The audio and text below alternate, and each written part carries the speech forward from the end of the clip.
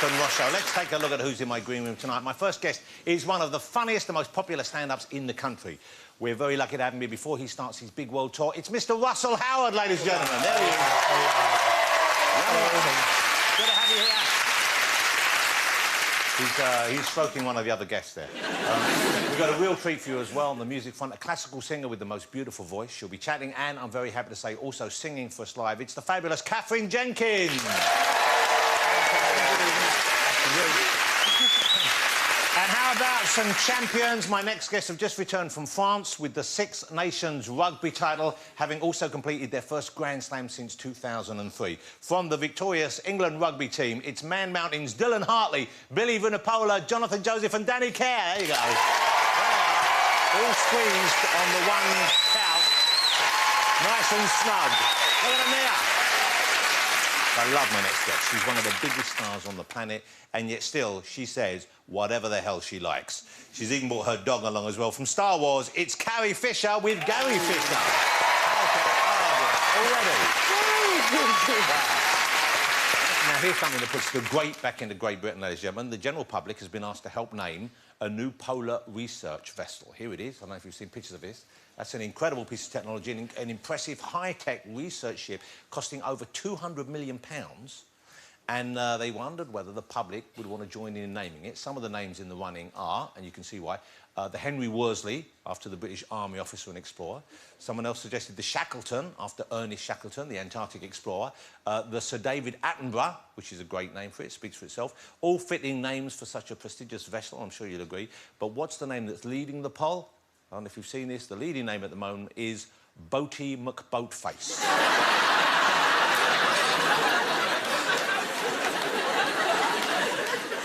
This proves, I think, one thing, that democracy isn't always a good idea.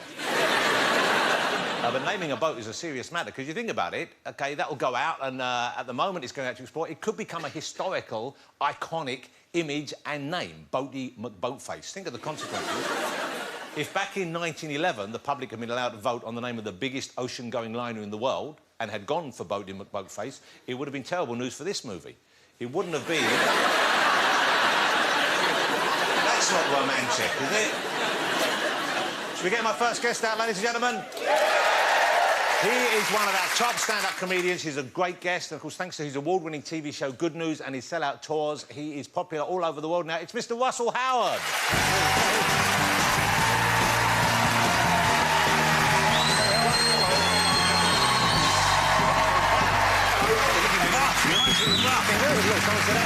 Hello. Russell, it's great to have you here. Well, thank you for coming back on the show. Thanks for having us, mate. They are big bastards back there.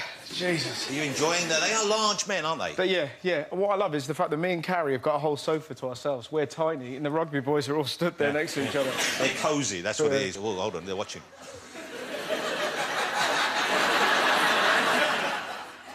That was like looking at the back of the school bus for a second, wasn't it?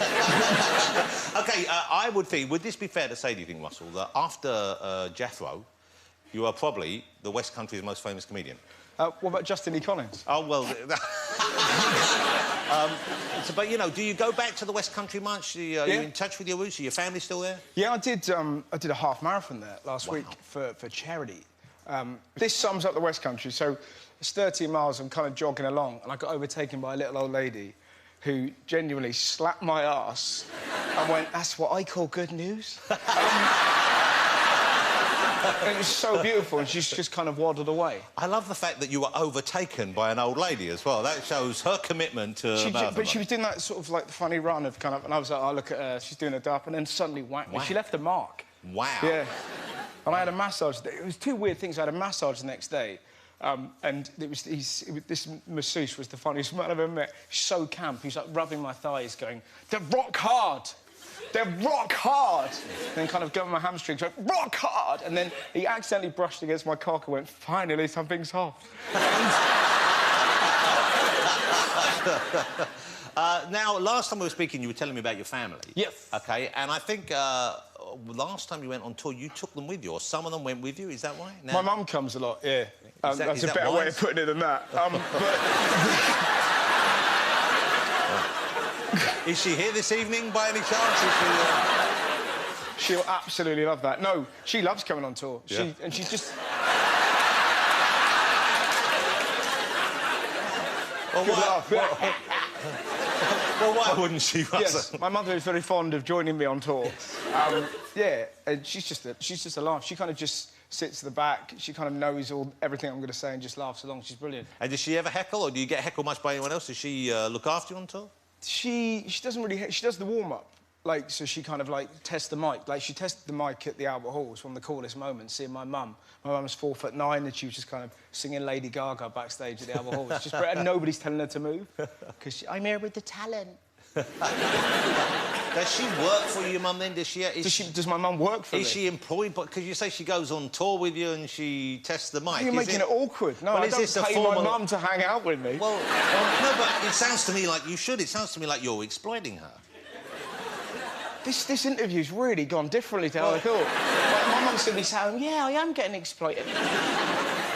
But yeah, we're doing Oh, your poor mother. We're doing a... she loves it. Honestly, my mum... No, you see, now you're making it... This sums up my mum. We were in traffic, right? We were in traffic, me and Mum, and a guy got out of his car because he recognised me, and he knocked on the window. He was like, oh, can I have a photo? And my mum started screaming, help! He's kidnapped me! Well, you see, if you paid her, she wouldn't be shouting that kind of thing, you know. Be shouting even louder. That's the problem. OK, so you're going on a world tour. Yeah, yeah. Now, is this a first for you? Have you toured? You've played in other parts of the world. Yeah, I know yeah. that. Yeah. But you haven't done a proper global tour before. I've done gigs in America and gigs in Australia. I did some gigs in Norway. And how did that go? It was all right, actually, yeah. It's kind of... Have you been to Norway? I've been to Norway, but obviously I haven't worked in Norway, so do they... Because most of them speak English, don't they? Yeah, it's amazing. So we just did, like, a little gig. There's kind of 500 people. It was great. I tell you what, the weirdest thing about it is that they eat... Like, they eat deer and reindeer there, right? And I was talking to the waiter, and I was like, what's the difference between deer and reindeer? And he looked at me, he was like, one is Rudolph, the other is Bambi. You must decide who you love more. But the saddest thing about it, I told my mum, was that I'm doing a gig in Norway, and she was like, oh, in English. And you're like, probably. Yeah. Like, how long have we known each other, Mum? You would have thought once. On the Let's Step on a rudimentary Norwegian. And where are you looking forward to going back to? And are there any places that you wouldn't care to return to that you've toured in? I like doing gigs in Wales, actually. Oh, yeah, and Catherine's Welsh. Catherine, of course, is very Welsh. About as Welsh as you can get. Yeah, but I learnt... Do you know these... I was going to talk to you about this. I think the Welsh language is the best and the most literal in the world, because the Welsh for iron is smoothio. Right? Jellyfish, wibbly-wobbly. And my favourite, microwave, pop-tea-ping. I mean, who doesn't want to live in a world like that? Hello, is that 999? I've had a smashy in my brum-brum. Like, I love it. OK, so Russell's got his new show. He's returning. It's called Stand Up Central. It's coming back in the middle of May, I think. Yeah. It's a great show. I love the way what you do on the show because, of course, you do stand-up and you have two, or is it two each week? Yeah. We have, so it's me, two stand-ups, and it's basically like loads of my mates. When you're performing live generally, when you're out there, I hear you occasionally have things thrown at you during gigs. Is that right? Yes. What sort of things? Lemsip. Yeah, rock and roll. I once had a lady, it wasn't thrown, it was thrust, and she asked me if I would sign her dildo. Wow. And I pointed out that I didn't have time to kind of go around her house and sign it, and she held it aloft. Wow. Like a fleshy Excalibur, and went, we don't have to go home, and... So she wasn't even... This wasn't a private meeting backstage, she was in the audience. She was in the audience, she was armed, she had a dildo in one hand and a Sharpie pen in the other. It was... It's like a robbery in a Ryman's. You don't want to get the two mixed up, you don't get the marks out. Yeah, exactly. But this is the weird thing, so she's like, will you sign it? And I don't know if you've ever written on a dildo. No, funnily enough, no.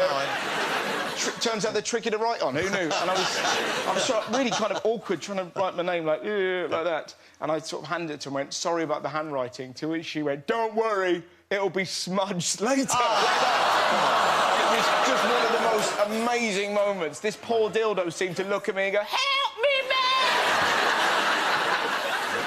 I like hearing you talk about it because you do have an interesting perspective. If you were doing Good News right now, it's not on at the moment, of course. I know it's moved over to BBC Two now. What subjects would you be dealing with now? Because I get the feeling that it got slightly more political? Is that because your audience became more politically aware, do you think? I don't know. I think, yeah, maybe. Like, I was more interested in stuff. Like, we spoke about the NHS last year, the tampon tax, the tax credits. We spoke about Paris. So we kind of sort of dealt with quite big topics and tried to make it kind of interesting, funny, and I think people are just interested in the world. Like Donald Trump, the boo and the kind of feeling of disappointment that we all have that America are going to vote in Trump. It just blows our mind because he's just this big, you know, slimy, fat bully. That he's like Jabba the Hutt. We need Carrie to strangle him. Yeah. Like, yeah. And he's just got no policies. He has no policy. I'm going to build a wall and Mexico's going to pay for it. That is never going to happen. Yeah. So my brother go, I'm going to bang Cheryl Cole and she's going to bring the Johnnies. No, she's not. I've got no time for sort of divisive, any politics based on fear. It just doesn't connect. Because I think that's one of the best things about us, and there's loads of American comics just ripping the piss out of him, and that's what we do really well. Like, it's like when David Cameron... Do you remember that? When Cameron joined Twitter, it's one of the best moments in this country, because the first question he asked us, he said, Britain, ask me anything. And the first question put to him was, Dear David, do you think Monster Munch are smaller than they used to be? He was bombarded with, which MP would you vajazzle and why? And that's what we're like. We take the piss out of leaders, you know. I'd like to talk about Trump. That also, like, immigration, I think, is a huge... Like, there was a story the other day. It's like our leaders don't understand language because the Tory MP, David Davies, said that anybody that gave aid to people in the Calais jungle, they were being irresponsible. And you're like, what? That's not irresponsible. Would be like going to a greyhound race with your kid dressed as a rabbit. That's come on, let's go through it. That's like waking your nan up dressed as death. That's irresponsible. But giving starving people aid, that's kindness. Or just showing kindness to anyone else is not irresponsible. And I think that's it, really. Like, that's what we did on Good News. We found little kind of quotes and little tidbits like that. And as sort of you all responded there, it's more interesting, kind of, if you can find those little small stories and kind of chat about them. Well, I'm excited you're on the show, and I'm thrilled that it's going so well for you because you're a smart comedian. Ladies and gentlemen, Mr. Russell Howard. Thank you for coming on. Still to come on the show, we'll be joined by the fabulous Carrie Fisher, Catherine Jenkins, and the England Rugby Grand Slam hero, so don't go away.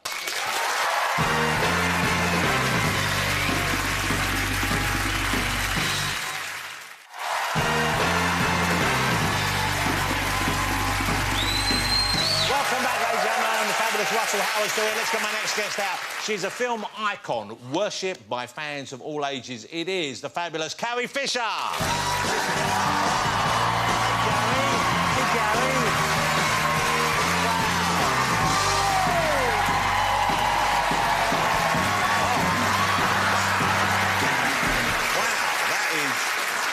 Carrie. He is loving the limelight there, He's Carrie. very relaxed. Hey, Gary, how's it going? Look at that. That was interesting. Oh, no, but she's just going to... Because it's I see. You want some of this? Carpet.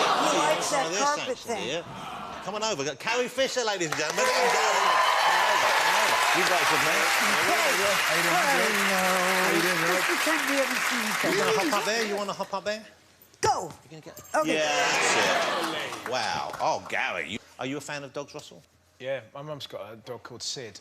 That's me and Sweet Sid. And that took me ages to get that photo. He's yawning, but it looks like he's laughing at me.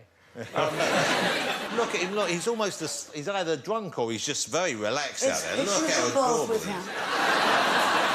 He's very relaxed, let's say. But early on, there was an incident between you and Gary which almost prevented you coming on the show today, I believe. Is that right? Yes, Gary got excited. At the same time, I didn't, and hit me in the nose and causing a bloody nose. Wow. So he just jumped up at you? Yeah. Either that or I'm on meth crystal and it's not working.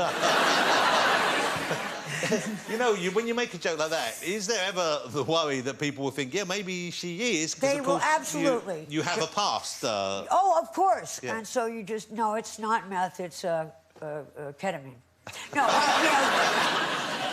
I mean, OK, so you're back with Star Wars, OK, and it's sort of like, was it $2 billion? I don't know, but... Which is absurd. Gary, what was it? Yeah. And now Disney own that thing. Of course, Disney are known for being the kind of family film franchise, even though they said that. And I wonder whether you are on a kind of... they've tried to put you on a tide of rain, whether they say to you, please don't... How would they do that, though? But yes, I mean, I would be more aware of it. One would assume I wouldn't be stupid enough to put them in the position to say, Carrie, we're hoping that you won't take LSD during the filming of the production. Yeah. You know, there's an assumption that does go along with this. Smoking pot and watching Star Wars. I did it with my mate. How about this? He was like smoking pot. It's really weird, this. Why is it when they get their lightsabers out, you never see any moths? That's a good question. But you see, Carrie can trump you because you've been doing drugs while watching Star Wars. She was doing drugs while making Star Wars. But I did have, when we did Empire, John Belushi would just call me constantly because he wanted to be in the movie. Yeah. Just for anybody who was a pothead or an acid freak or whatever, John was all of them. He wanted in that movie so bad. That is one of the few movies where all your friends want to be in it. Because the first one had been a huge success, and I guess they'd all seen that, and they loved the idea of being involved. Could he not have been involved in some way? Couldn't he have snuck in? I couldn't get him in. I went through the crew like wildfire, and I still couldn't get in that movie. When you say you went through the crew... I slept through with everyone. And, well, just to get him in the movie. But, well, so not all the stormtroopers, not everyone. Yeah. I'm just... So funny. You're funny. You're really... I like you a lot. I love you. Yeah. All right, so... That's all right, isn't it? That's a lovely moment for you. I felt like one of the cast members. So... I just... I can't Surely, if you're going to now. do any of them, do Chewie. Because he can't say anything. You could do anything. You can't hear the... Hold it, Gary's woken up for your Chewie impersonation. Oh, Gary saw Chewbacca on this one. That was not good. So he must have He thought... thinks that's the biggest dog he ever saw who's getting somehow better treatment. But here's the thing, Carrie, I find, is because obviously, you know, you were making that movie, you're having a wonderful time. Oh, you're my a young, God. vibrant person enjoying all that life has to offer, whether wise or not. And yet, if this is correct, the one person who you didn't get it on with... Well, I mean, I'm sure there was more than one, but the noticeable omission is Harrison Ford. No, I'm not saying that I really did. No, I know. I know you're not saying you actually I was a very did. good girl. You see, at the time, I was 19 years old. And I'd gone to the Central School of Speech and Drama. Which was over here, wasn't it? That was over here, and I dated a boy that was from East Grinstead. Oh, classy. And so we were dating right up until the film. And then, you know, it was like I graduated high school, drama school, and went to college, Star Wars. And, wow. So you weren't a wild child. You weren't a... So not. Yeah. But I acted like one. I have always had a kind of demeanor like... So people think that of you, even though that isn't necessarily you? Yes. Which can get you into trouble in other ways, I Lots guess. of trouble. It explains a lot. I just thought about it. Yeah. That's what happened on the movie. No, but yeah, that was something that could happen. But I was always intrigued because your chemistry on the screen was so great, and it still is. And I was always curious as to, you know, whether or not there was any off-screen romance or any thought of that. Whether you... Because you must have been attracted to him a bit. He must have been attracted to you. Well, when I went on the film, I really thought... that he was... I saw him and he looked like a movie star. When I'd met him in L.A. and read with him and stuff, I was too nervous to see him. So when we got on the set, I saw him, and I thought he looked like one of those movie stars. Yeah. Which was not how Mark and I appeared. Yeah. It's a different thing. So you didn't feel like that level of glamour? It wasn't like you get a crush on that person. Oh, I see. So you felt... don't go, will you date me, Cary Grant? Yeah. No. Here's the... I actually recently found my diaries from this. Yeah. Now, it's not like, Dear Diary, today we went to Cloud City and I saw Lando Calrissian, you know. But it had some memories in it. So, hold it. So, the Princess Diaries, you're going to publish these diaries? Not all, yeah, except for the nude bits and everything. Okay. Yes, I am. So I'm also sort of avoiding your question. So you don't answer this. That's fine. Because I feel Well, I feel like I wanted that to happen, and not I don't know why, but you know, as a fan, and you see people on the screen who you feel have a connection over and above just the performance, and that's how I felt, and I wondered whether something had happened, and I wanted to be the person to. You know, I wonder that it out. too. So when I found the journals, Your diaries. I looked. I haven't looked all the way through it, but I must say, it seemed to be trending in that direction. Wow. Wow. But it didn't happen. Oh. I'm just saying it. I haven't read through to the end. It's a lot of typing. So it might happen.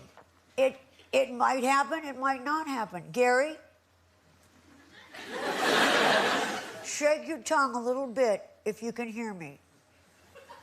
It's so great if Gary just talked in that moment. Oh, they got it on. And are you happy doing the films again? It must be great being back on the set. It must have felt like getting back in touch with... Yes, it is fun to do it. It was like, especially now doing this new one that we're not doing, but if we were going to do another one, we're doing another film now. You're doing number 2 of these new 3 right now. Yes. You're filming that But at you Pinewood. didn't hear it from me. Well, I think everyone knows you're doing it because you've put photographs of it on Twitter. Now, that's not true. Well, you can't blame me for getting you... I don't blame you for hardly anything. Yeah. No, that was stupid. Yeah. But I didn't... You know what? Here's the truth about that, though. I didn't... The thing that was a secret there is that was a secret. The Space Bear thing, is that what it says here? So that's the code word for the film. That was a code name for something. Well, no one ever came up to me and said, by the way, Space Bear is a code word for something. Well, I don't know that. Am I supposed to assume? Would you automatically know? Would you? I would not have assumed. I would have thought if it's printed down somewhere like that, that's going to get out. Someone's going to see it. It was kind of everywhere. Will put it on Twitter. Some asshole. Yeah. Well, and I'm going to have her on the show. I'm very excited about this. How many of you agreed to do it? Are you doing the next one as well? I'm just telling... I was just talking about this. Yeah. Barely. I'm just asking whether you... I get in so much trouble for everything. I'm doing this one. Isn't that enough for you? That is enough. And are you doing the next one as well? Or If they don't kill me. Okay. Okay, so cover your ears. Cover your ears if you didn't see the last of the new batch. But Harrison, Han Solo... Spoiler alert. Yes. That's probably all we need to say. That moment... Why? Why would they do that to us? Why would they do that to the General? Your son, not going to say anything, but what a dick. I mean, come on. Yeah, you're going to have to ask yourself questions there. Maybe you raised him wrong. Yeah.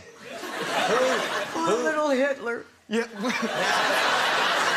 That's going to be turned into an internet gif, because I have quite the look. Yeah.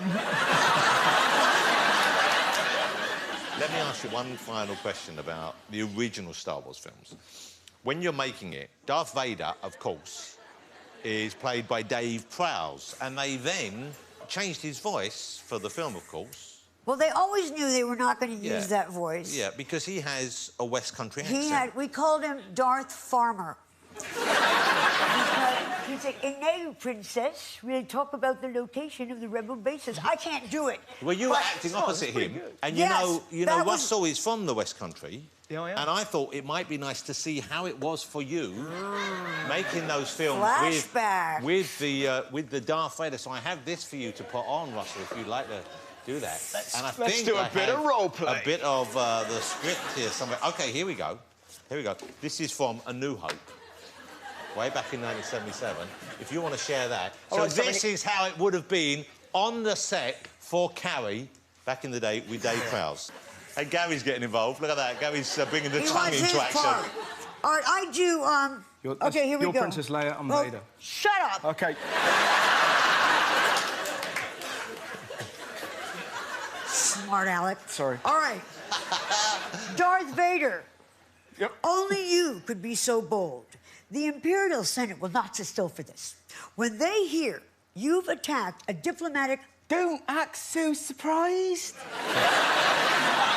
Your Highness, we all know you weren't on any mercy mission this time. Several transmissions were beamed to this ship by rebel spies. I want to know what happened to the planes they sent you. I don't know what you're talking about. Well, I don't think we're giving Russell the benefit here. Can we put an effect on his voice so we have the West Country with the Darth Vader nice, effect? yeah, Let's yeah. do that as well. Let's try that. You are part of the Rebel Alliance. I'm the traitor. Take away, I mean it. There we go. OK, ladies and gentlemen, I think you'll agree she's just a fabulous person to spend time with. Carrie Fisher! And Gary, of course. So here you are, Gary. Still to come on the show will be joined by Catherine Jenkins and our England rugby stars. See you after the break.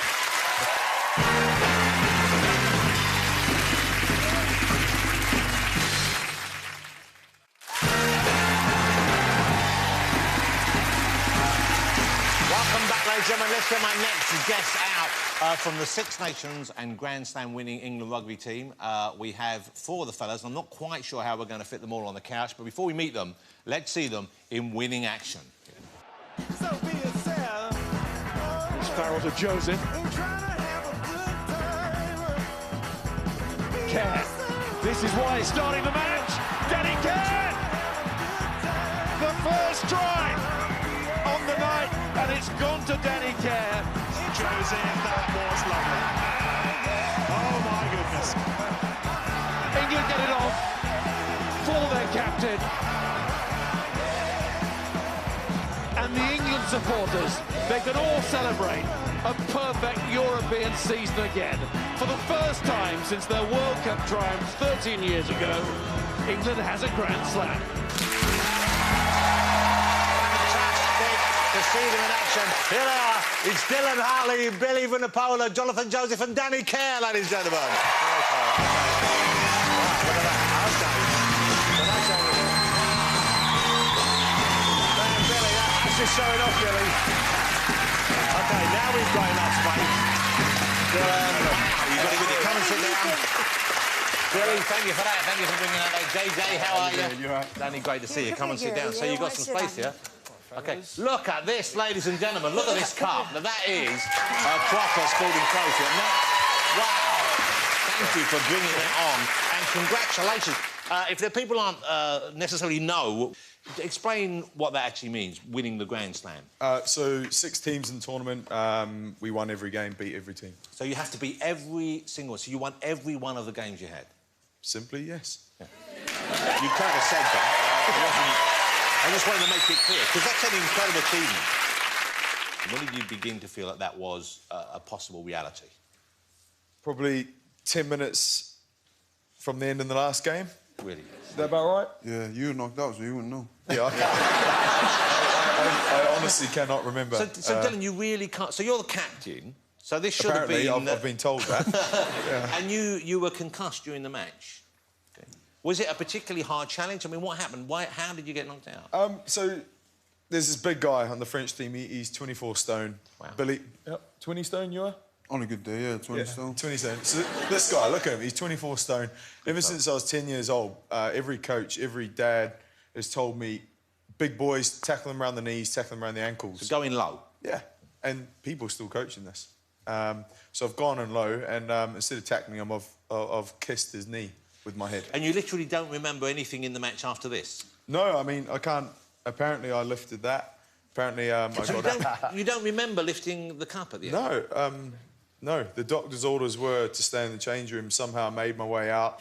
Yeah, that's me. Apparently that happened. So it's all a bit of a blur. The only thing I can remember is putting my suit on after the game. But you look like, for someone who doesn't know what's going on, you look like you're having a great time there. Oh, I think I am. Yeah, definitely. So what's the prognosis? You're OK? Are you getting any memory back from them, or will that memory always be gone, do you think? I don't know. It's a bit like, you know, when you go to a party and have too many beers and you look at your phone the next day. And so my Twitter's filled up with photos from the game. I've watched the video, obviously, and I'm starting to try and piece things back together.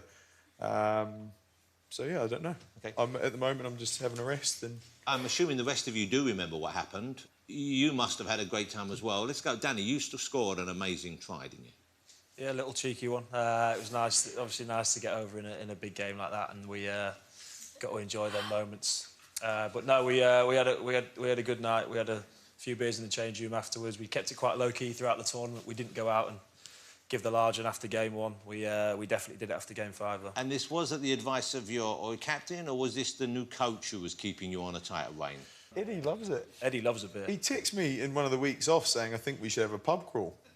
And I wasn't sure if he was joking so or not. The coach is telling the captain we should take the guys out on a pub crawl? No, well, I think what he meant was have a beer in the down week before we go for dinner. We go for dinner every week, and we basically went to the pub and had 2 pints and then went for dinner. Billy, you look like you had about as good a time as possible in the dressing room afterwards. Oh, I remember, no, I think I got concussed as well. So your eye, we should explain the eye, is not in the new X-Men. That happened during the match, didn't it? No, it actually happened the week before. Wow. It just lingered. For the piece. Yeah, it just kind of stuck around. It's pretty cool. I kind of like it. Well, you might as well own it, I guess, if you got it. Yeah. But presumably, it's not hurting you at the moment, is it? Or is it? No, and that's why I like it. It doesn't hurt and it looks cool. It does look very cool. Does it? Yeah. But you wouldn't want both of them red, because then that wouldn't look cool, No, would it? no, I'd look pretty weird then, wouldn't I? Yeah. Would you like to see Billy enjoying himself in the dressing room after they go? This is just after the France game. You've seen this, haven't you? Yeah. There you go, check this out. Hello there, ERTV. I'm here with the main man himself, Big Chief Tuilagi. Chief, tell the people how many people you had here come watch the game. We had about 20 extra tickets, so thank you for... Oh, you're right, mate. You're right on the tickets, mate. Chief.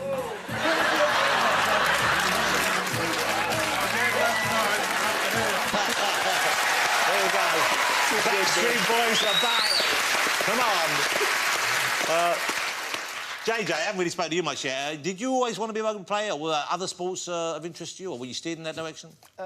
As a kid, I played sort of all sports. You know, tennis and rugby were my main ones, and it got to sort of 12, 13 where I had to make a decision which one I wanted to prioritise, and rugby was the one which I thankfully did. And why rugby? Why did you choose rugby?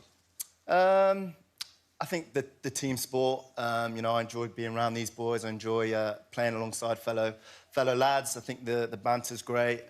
You make friends, and, yeah, being in the team sport is the main thing for me. But you know what? Looking at you, I think, Billy, you've got the bill. People would say, yeah, there's a rugby player right there. Dylan, you're pretty solid as well. You've got the kind of look as well. Your head is the right shape. You know what I mean? It's, you know... but you guys, you're backs, aren't you? So you've got to be faster. But... Yeah, we're the fast, talented ones. No, I think the great thing about rugby is it's a game for all shapes and sizes. You know, the biggest lads tend to be the biggest rugby players. You know, you see Billy and people are scared of him. I'm scared of him when I play against him. I actually punched him once in a game. So what, in anger? Saracens, yeah. Stood up, punched the first person I saw, realised it was Billy, and I ran as quickly as I could. Did you catch him, Billy? No, I quickly forgave him because I know he's my teammate. Oh, that's sweet. Yeah. But Dylan, you used to be a bit more knockabout on the pitch, and you seem to have calmed down since becoming the captain. Yeah, we've all done things that we wish we hadn't, Jonathan. No, Things we can't remove from Wikipedia.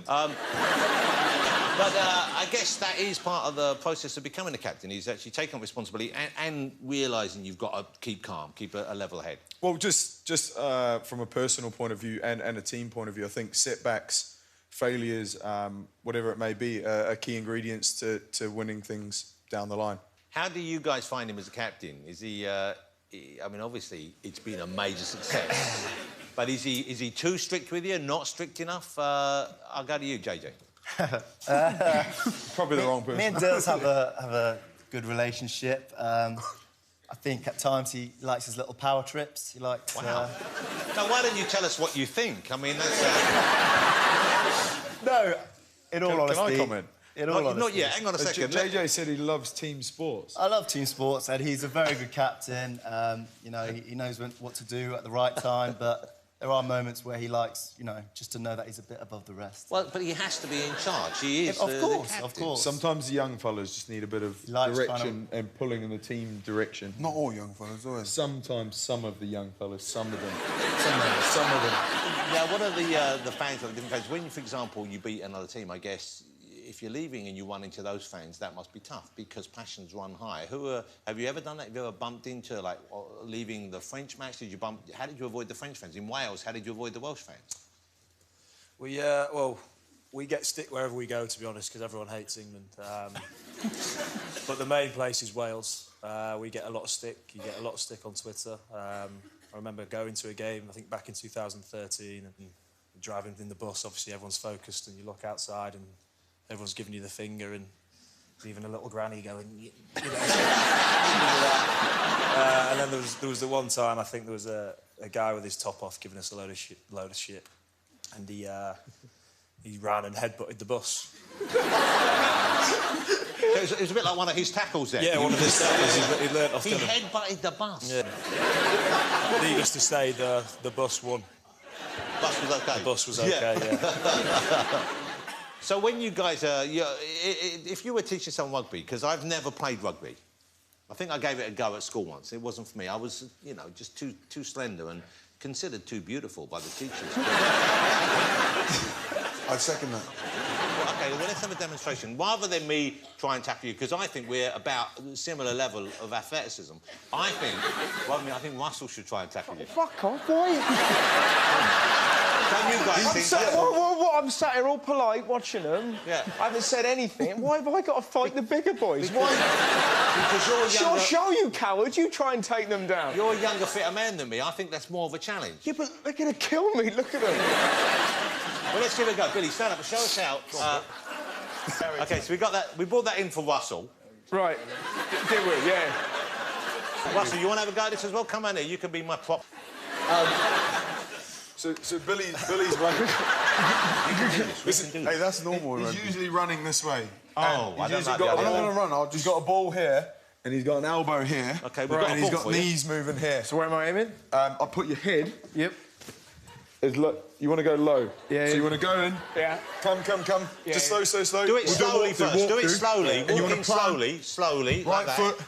Yeah. Get Right the shoulder. And Head there. there. OK. Drive back. Right. Wow. OK. And then just do that. But normally- 100 miles an hour. OK. So this could be the last time that we see me.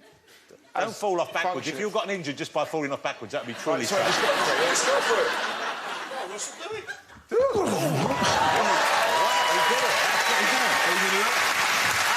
don't know whether I need to now. Can I do it? You need to. All right, OK. Go for it.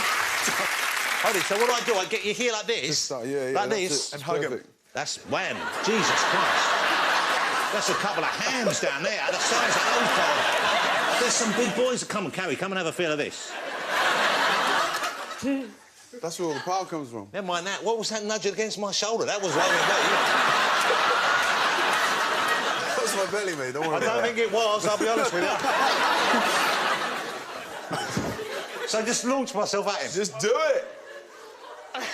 I'm tensing. OK. All right, OK. You ready? You OK about it? Yeah, crack on. I'm giving you a lot of space here as well. All right. Don't make it worse. They ain't making me self-conscious about it. Okay, I'll look over there.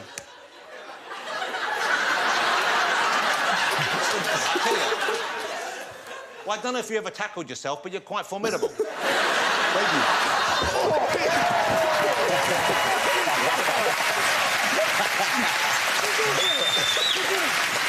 Oh, dear. Oh, thank you. Ladies and gentlemen, I think you'll agree they're going to come to the England rugby team. Hello. Still to come, I'll be chatting to the fabulous Catherine Jenkins, and she's performing right here live. See you after the break.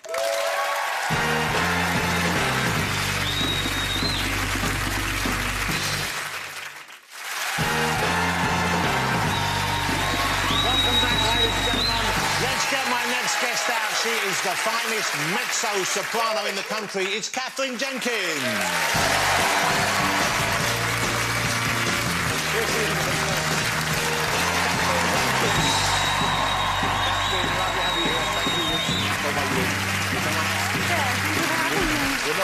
Chaplain one. Come on up to the great. If you would shove along there, now we've got the... Oh, that is... Thank you. Well, congratulations, because since last we spoke and last I saw you, you became a mother and you have a... I did. How old is your daughter now? She's nearly 6 months. Wow. So it's little Aaliyah. She's amazing. I'm totally besotted. Well, with her. congratulations. Thank That's so you. lovely. Now, you're Welsh, of course. Yes. Your husband's American. Yes. What accent is she going to have, do you think? I worry about this all the time because I'm very proud of my Welsh accent. I would love her to have a Welsh accent, but I wonder if she's going to end up somewhere in the middle. If she's going to have one of those sort of transatlantic kind of messed up accents, which I don't want her to have, but we'll see. I think I don't know what's gonna happen. I've never heard a Welsh American. Catherine Zeta-Jones sounds a little bit... Oh, yeah, because she'll be speaking like that and then go, oh, you lad, you know, sort of this... You've been just about everywhere on the planet, haven't you? I mean, you've travelled the world singing. Yes. Haven't you? Yeah. And have you picked up languages when you travel? Can you sing in other languages as well? Well, for classical music, you have to sing in different languages Italian anyway. and French, I guess, Yeah, don't you? What about... and German. But recently, I learned to sing in Mandarin. Wow.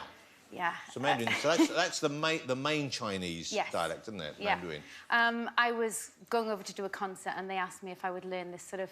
I think it's sort of like an iconic song, modern-day pop song from China. And so I got a coach and sort of worked on it. And Welsh is really hard. It's actually a very difficult language, but Mandarin is up there. Would you sing a little bit in Mandarin for us? Could we actually do that? I know that's not what you're going to perform tonight, but... If I can remember it. OK.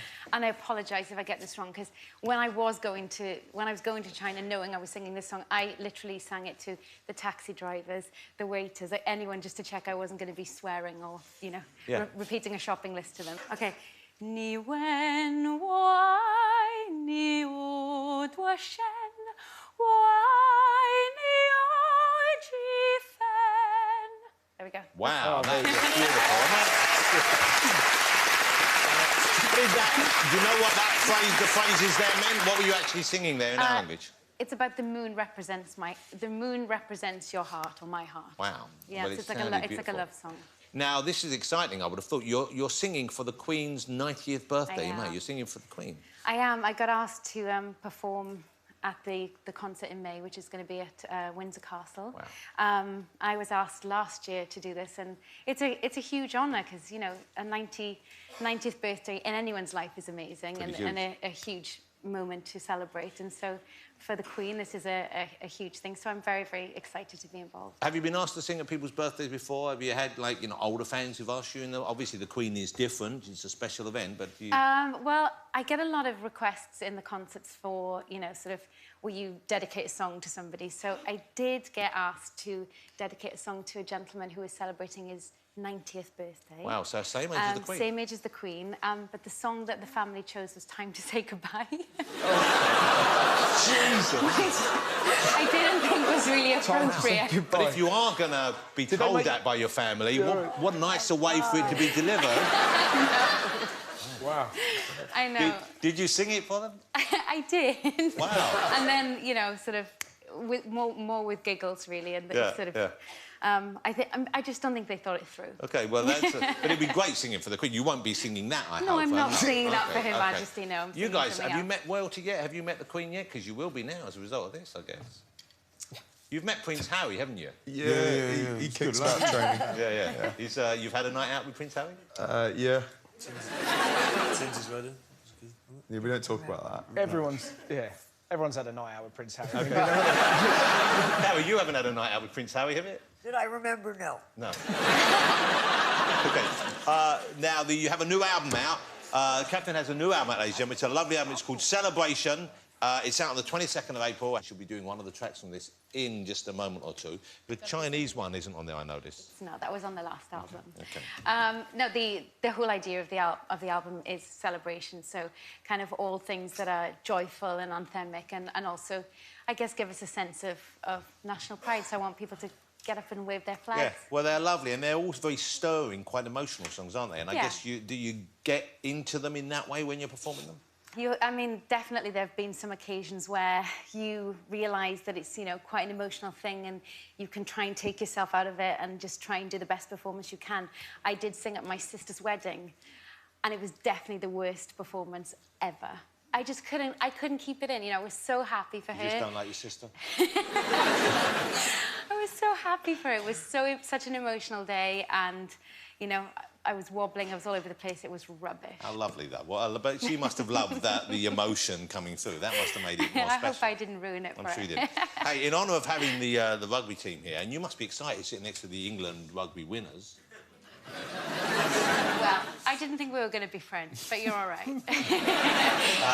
I'm not sure they'll be happy with me when I get back to it. So lovely to have you with us, and I'm so excited you're going to be singing for us as well this evening. Ladies and gentlemen, the fabulous Catherine Jenkins. Catherine, thank you so much. If you'd like to go over and get yourselves ready to sing.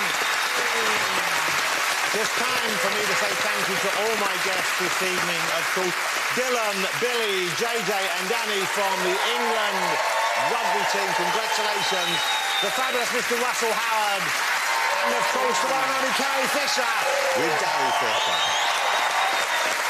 But now, performing World in Union, sit back and enjoy the beautiful voice of Catherine Jenkins.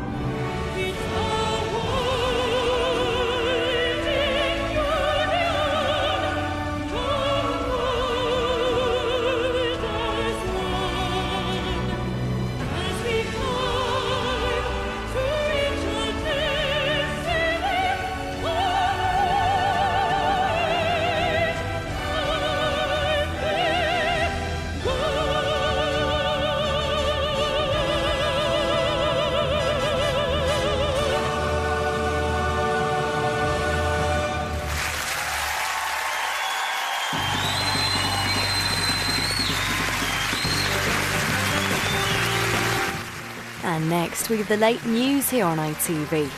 And Easter Sunday, celebrating our longest reigning monarch. Tomorrow at 8, it's new, our Queen at 90. And Easter Monday at 9, Rowan Atkinson stars as the Parisian detective in our new drama, May Grey.